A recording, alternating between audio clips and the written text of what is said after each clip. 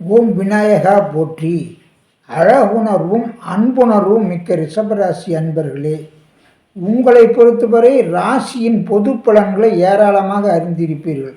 ஆனால் ராசியின் சிறப்பு தன்மைகள், அதாவது ராசியை பயன்படுத்தி நாம் எவ்வாறு நல்ல பலன்களை அடைய முடியும், அதேபோல் ராசி அதிபதி சுக்கிரனை பயன்படுத்தி அதன் அம்சங்களை பயன்படுத்தி மேன்மையான நன்மைகளை எவ்வாறு பெறலாம், மேலும் ஜென்ம நட்சத்திரம் ரீதியாக முழுமையான நன்மைகளையும் அனைத்து வித காரியங்களில் வெற்றிகளையும் அனுகூலங்களையும் எவ்வாறு பெறுவது, எந்தெந்த நட்சத்திரங்கள் நமக்கு யோக காலங்களை அளிக்கும் என்பதை அறிவியல் பூர்வமான ஆய்வு ரீதியான வெற்றிகரமான உண்மைகளை உங்களுக்கு இப்பதிவில் தெரிவிக்கிறேன். இது அட்சய பாத்திரம் போன்றது கோச்சார பலன்கள், இதில் அமுத துளிகள் போன்றது நான் சொல்லும் குறிப்புகள். எனவே அனைத்தையும் பயன்படுத்தி வாழ்க்கையில் முன்னேறுங்கள், தவற விடாதீர்கள். பொதுவாக உங்களை பொறுத்தவரை உங்கள் ராசியின் சிறப்புத்தன்மைகள் என்று எடுத்துக்கொண்டால், உங்கள் ராசி பெண் ராசி, நில ராசி, எதையும் நிதானமாக செயல்படுத்தக்கூடியவர்கள், அதே நேரத்தில் முகவசியமும் கண் வசியம் மிக்கவர்கள், கண்ணால் வசியம் செய்யக்கூடியவர்கள். அதேபோல் கலைகளிலும் மிகச்சிறந்த முறையில் முன்னேறுவீர்கள். எந்தவித ஆயக்கலைகள் 64 கலைகளாகட்டும், நீங்கள் எந்த கலைகளில் ஈடுபட்டாலும் அந்த கலையில் மேன்மையான ஒரு உயர்வை பெறுவீர்கள். அதேபோல் கற்பனை வளமும் கவிதை திறனும் கதை தன்மைகளும் மிக்கவர்கள் நீங்கள் என சந்திரன் உச்சமாகும் ராசி. இந்த வித சிறப்பு அம்சங்கள் மிக்க நீங்கள் பொதுவாக உங்களுக்கு இது பொதுவான சிறப்பு தன்மைகள் பலன்கள் தான். இனி பயன்படுத்தும் முறைகளை நாம் அறிவோம். உங்கள் ராசி ரீதியாக நீங்கள் எவ்வாறு மேன்மையான வாழ்க்கை உயர்நிலையை அடைய வேண்டும் என்றால், உங்கள் ராசியில் உள்ள நட்சத்திரங்கள் ரீதியாக தசாபுத்தி கணக்குகள் அடிப்படையில் உங்களுக்கு மேஷம் ராசி, விருச்சிகம் ராசி, கடகம் ராசி, சிம்மம் ராசி, இந்த ராசிகள் லக்னங்களாக அமைந்த வேண்டும். இந்த லக்னங்கள் அமைந்து நீங்கள் ரிஷபராசிக்காரர்களாக அமைந்து விட்டால் முன் வாழ்க்கையில் தசானுகுலம் முழுவதுமாக பெற்று முன் வாழ்க்கையில் மிகவும் முன்னேற முடியும். மற்ற ராசிகள் அமைந்தவர்களுக்கு வாழ்க்கையின் பிற்பகுதியில் முன்னேற்றம் கிடைக்கும். அடுத்ததாக உங்கள் ராசியை பொறுத்தவரை கோச்சார ரீதியில் சந்திரனை ராசி அடிப்படையாக தான் நம் பலன்களை கவனித்து வருகிறோம். அந்த ரீதியில் தினப்பலன்கள், மாத பலன்கள், வார பலன்கள் என்னும் ராசி பலன்கள் ரீதியாகத்தான் நாம் அன்றாடம் செயல்பாடுகளை கணக்கிட்டு செய்து வருகிறோம். அடிப்படையில் உங்களுக்கு தின ரீதியாக சஞ்சாரம் செய்யும் சந்திரன் தினம் ஒரு நட்சத்திரம் சஞ்சாரம் செய்கிறார். எனவே சந்திரன் சஞ்சாரம் செய்யும் 2.25 நாட்கள் ஒரு ராசியில் சஞ்சாரம் செய்யும் நாட்கள், எந்த ராசியில் சஞ்சாரம் செய்வது நல்ல நாட்கள் என்று எடுத்துக்கொண்டால், உங்களை பொறுத்தவரை ஒரு 6 ராசிகளில் சந்திரன் சஞ்சாரம் செய்யும் போது நல்ல பலன்கள் ஏற்படும். பொதுவாக உங்களுக்கு கடகம் ராசியிலும் சந்திரன் கடகம் ராசியில் செய்யும் 2.25 நாட்களும், துலாம் ராசியில் சஞ்சாரம் செய்யும் 2.25 நாட்களும், கும்பம் ராசியில் சஞ்சாரம் செய்யும் 2.25 நாட்களும், மீனம் ராசியில் சஞ்சாரம் செய்யும் 2.25 நாட்கள் ஆகிய 10 நாட்கள் சிறப்பான நாட்களாக இருக்கும் மாதத்தில். அதேபோல் உங்கள் ராசியில் சஞ்சாரம் செய்யும் போதும் 7ஆம் ராசியான விருச்சிகம் ராசியில் சஞ்சாரம் செய்யும் போதும் ஓரளவு கூடுதலான நன்மைகள் பெறுவீர்கள். தீமைகளும் சிறிது கலந்தாலும் கூடுதலான நன்மைகள் அதிகமாக பெறுவீர்கள். இந்த நாட்களை தேர்ந்தெடுத்து நீங்கள் பயன்படுத்தி கொள்ளலாம். அதேபோல் உங்கள் ராசிக்கு நல்ல நண்பர்களாகவும் கூட்டாளிகளும் இருக்கக்கூடிய ராசிகள் அடிப்படையில் தேர்ந்தெடுக்க வேண்டும் என்றால், உங்கள் ராசியை பொறுத்தவரை நீங்கள் சுக்கிரன் ராசி என்பதால் மிதுனம் கன்னி ராசிக்காரர்களும், அதே நேரத்தில் உங்கள் ராசிக்காரர்களும் துலாம் ராசிக்காரர்களும் மகரம் கும்பம் லக்ன ராசிக்காரர்களும் உங்களுக்கு மிக நல்ல நண்பர்களாக இருப்பார்கள்.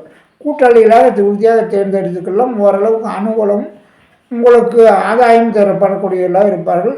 உறுதியாக இவர்கள் பெரிய பாதிப்புகளை ஏற்பட வாழ்க்கையில் வழி இல்லை.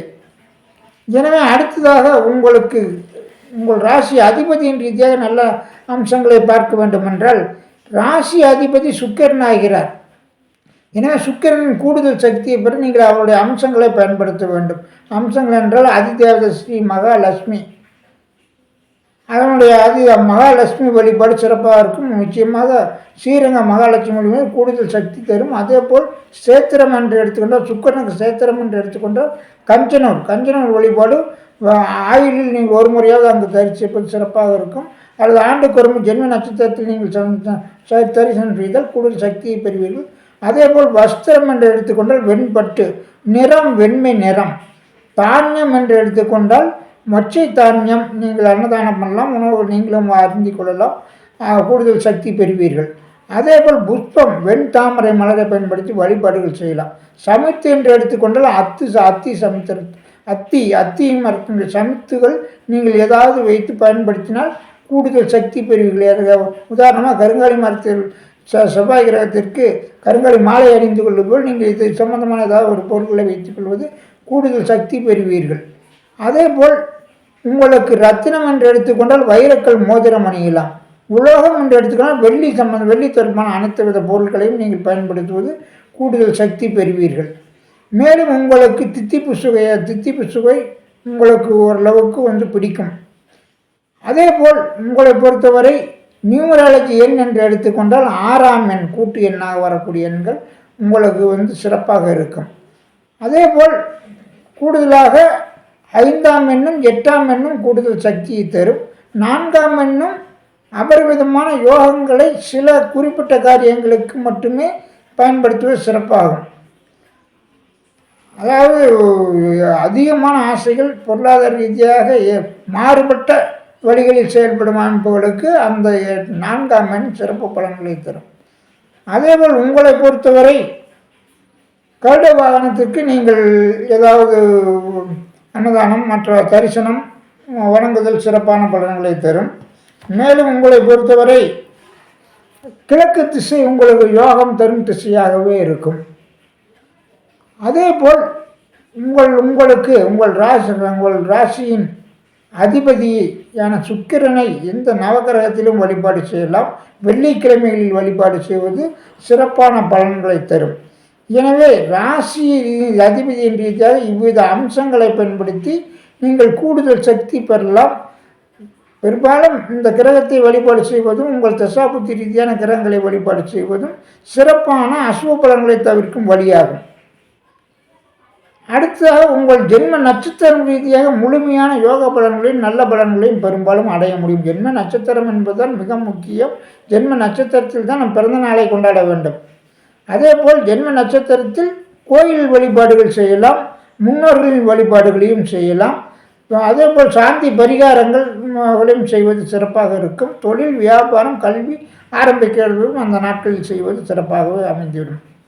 எனவே இந்த ஜென்ம நட்சத்திரம் அணுஜென்மம் திருஜென்ம நட்சத்திரங்களில் அனைத்து வித இந்த காரியங்களை பயன்படுத்துவது சிறப்பான நற்பலன்களை தரும்.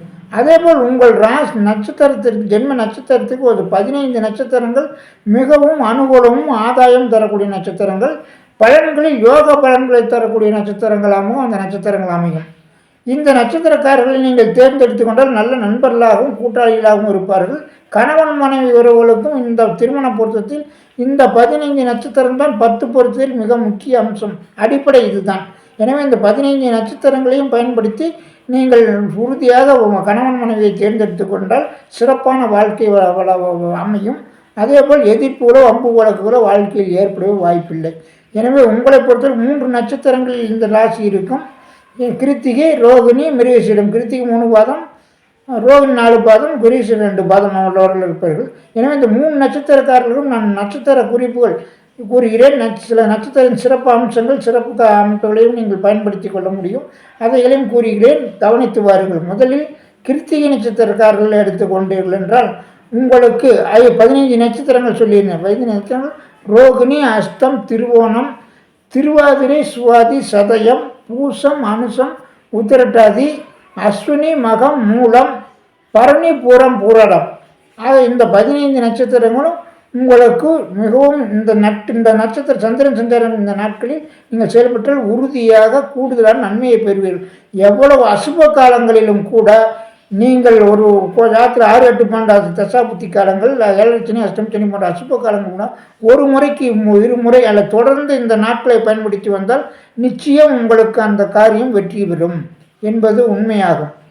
எனவே இந்த நட்சத்திரங்களை குறித்துக் கொள்ளுங்கள். அதேபோல் நீங்கள் பொருளாதார எந்தெந்த காரியங்களுக்கு என்னென்ன நட்சத்திரங்கள் மிகவும் சிறப்பு என்று எடுத்துக்கொண்டால் பொருளாதார ரீதி எகனாமிக் ஃபைனான்ஸ் என்று சொல்லப்படும் பொருளாதார ரீதியான சம்பத்து தன சம்பத்து மிகும் நாட்கள் என்று எடுத்துக்கொண்டால் உங்களை பொறுத்த ரோகிணி அஸ்தம் திருவோண நட்சத்திர நாட்களும் வீடு வாகனம் நிலப்புல வசதிகள் ஆரோக்கியம் போன்ற அனைத்து காரியங்களுக்கும் நீங்கள் திருவாதிரை சுவாதி சதயம் நட்சத்திர நாட்களிலும் எதிரிகளை வெல்லவும் கடன் நோய் நிவர்த்தி செய்யவும் அதே போல் அசுப காரியங்களில் நீங்கள் தவிர்க்கவும் முக்கியமாக பூசம் அனுசம் உத்திரட்டாதி நட்சத்திரங்களில் செயல்பட்டீர்கள் என்றால் அனைத்து வித நல்ல காரியம் வெற்றி பெற முடியும்.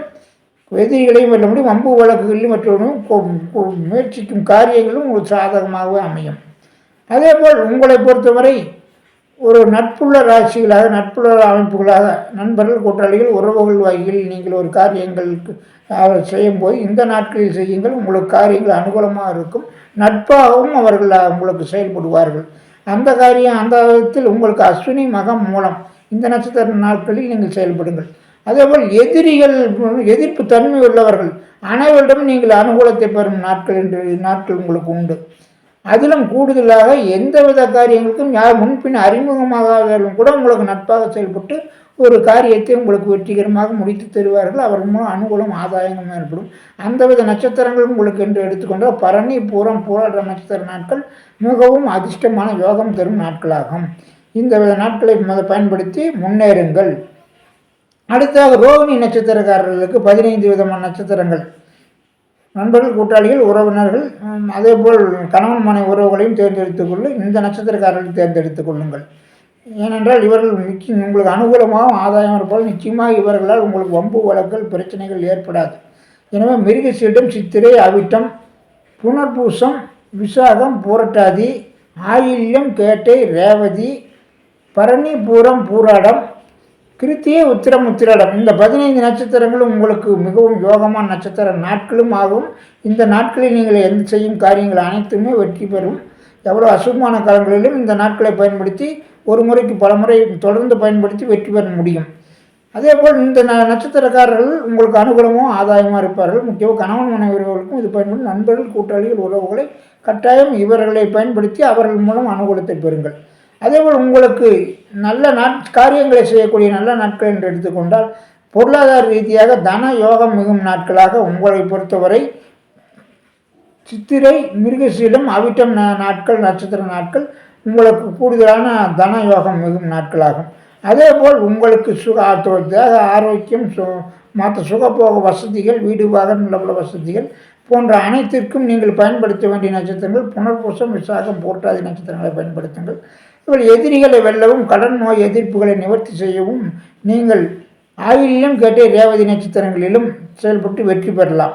அதேபோல் உங்களுக்கு சாதகமான நண்பர்கள் கூட்டாளிகள் உறவுகள் மூலம் ஒரு காரியத்தை செய்ய நட்பாக பல உங்களுக்கு நட்பாகவும் அனுகூலமாகவும் செயல்படக்கூடிய மிக நல்ல நாட்கள் என்று எடுத்துக்கொண்டால் உங்களுக்கு பரணி போராடும் நாட்கள் தேர்ந்தெடுத்து அவர்களை அணுகி அந்த காரியங்களை செய்வது சிறப்பாக இருக்கும்.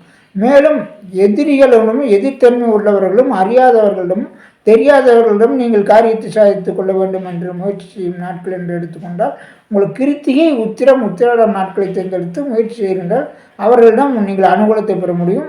அவர்கள் மூலம் காரியங்களை உங்களுக்கு சாதகமாக ஆக்கிக்கொள்ள முடியும். எனவே இந்த நாட்களில் சிறப்பான வழிபாடுகளும் செய்து பயன்படுத்தினால் நீங்கள் எந்தவித அசுப காலங்களும் நன்மையை பெறுவீர்கள்.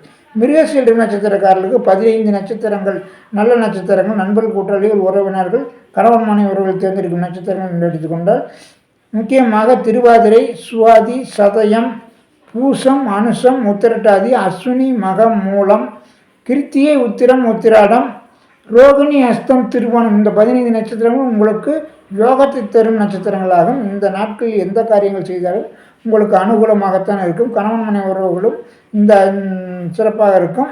இந்த நட்சத்திரக்காரர்கள் தான் உங்களுக்கு வாழ்நாள் முழுவதும் அனுகூலமும் ஆதாயமும் நிச்சயமாக எதிர்ப்பு தன்மை இல்லாமல் செயல்படக்கூடியவர்களாக உறுதியாக இருப்பார்கள்.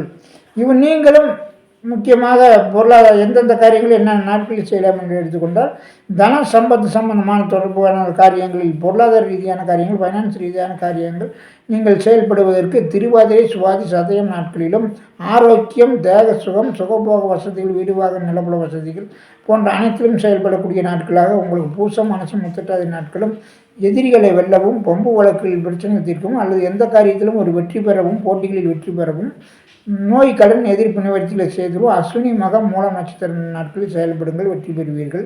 அதேபோல் நண்பர்கள் கூட்டாளி உறவுகள் சொந்தங்கள் ஒரு காரியத்தை செய்யும்போது நீங்கள் பிரச்சனை இல்லாமல் நட்பாகவும் உங்களுக்கு அனுகூலமாகவும் செயல்படக்கூடிய நாட்கள் என்று இருந்தால் கிருத்திகை, உத்திரம், உத்திராடம் நாட்களில் நீங்கள் செயல்பட்டீர்கள் என்றால் அவங்களுக்கு நல்ல பலன்கள் அவர்களுக்கும் உறவுகளும் நீடிக்கும். மேலும் எதிரிகளிடமும் எதிர்த்தன்மை உள்ளவர்களும் தெரியாதவர்களிடம் புதியவர்களிடம் சென்று காரியத்தை செய்யும்போது நீங்கள் இந்த நாட்களில் சென்று முயற்சித்தீர்கள் என்றால் நிச்சயமாக உங்களுக்கு நன்மை ஏற்படும். ரோகிணி, அஸ்தம், திருவோணம் நட்சத்திர நாட்களில் தேர்ந்தெடுத்து காரியங்களை செய்து கொள்ளுங்கள். பொதுவாகவே இந்த அனைத்து வித காரியங்களுக்கும் பொதுவாக மற்ற மேஷம் ராசிக்காரர்கள் அனைவருமே சுப ஹோரைகள் என்று தேர்ந்தெடுத்து கொள்ள வேண்டும் என்றால் நீங்கள் புதன் ஹோரையும் சுக்கிரன் ஹோரையும் கூடுதலாக சனி கோரை உங்கள் ஜாதக சுப நிலையில் இருந்தால் சனி கோரையை கூட பயன்படுத்தி கொள்ளலாம். குரு கோரையை சாதாரண நல்ல காரியங்களுக்கு பயன்படுத்தி கொள்ளுங்கள். வாழ்க்கையில் மேன்மையான பற்பல விதமான யோகங்களை பெற்று வளம் பெற வாழ்த்துக்கள். வாழ்க வளமுடன்.